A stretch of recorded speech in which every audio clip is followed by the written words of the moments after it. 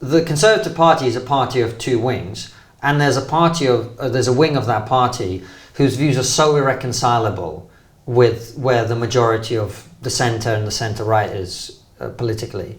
I don't see how you get those people back.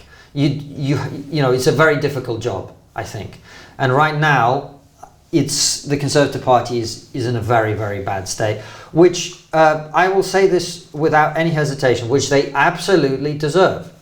And I feel no pity for them whatsoever. Not only did they let down the country, they let down all of us, of all political stripes, who were promised certain things.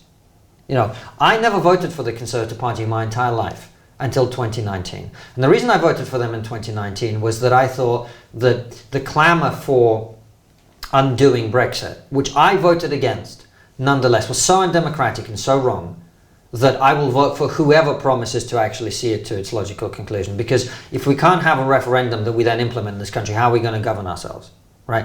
I think you were wise. Yeah. But... for the reason that you say. Yeah, of course. Yeah. But my point is also that I lent them my vote, like the people in the Red Wall lent them their vote. And what did they do with it? And so a lot of people feel that, whether they're left or right or whatever, the people who are not going to be dying, you know, voting for the Conservatives to their dying day, a lot of people lent their vote to the Conservatives, and they did not do the things that people wanted, nor did they do the things that they promised. And that to me is a much bigger issue. So they're in a really bad way because of their own actions, and nobody should take anything away from that. They really need to go away and think very, very hard about what kind of party they want to be. And that's also true of other parties. You know, everyone's going to have to think about what is it exactly that they're offering people. And I don't think politicians in this country have quite caught on to the fact that we are not in a business as usual moment. We are in a populist moment. It's just a fact of life, whether you like it or not. And so you're going to have to be pretty bold to get people's attention right now, whoever you are as a politician.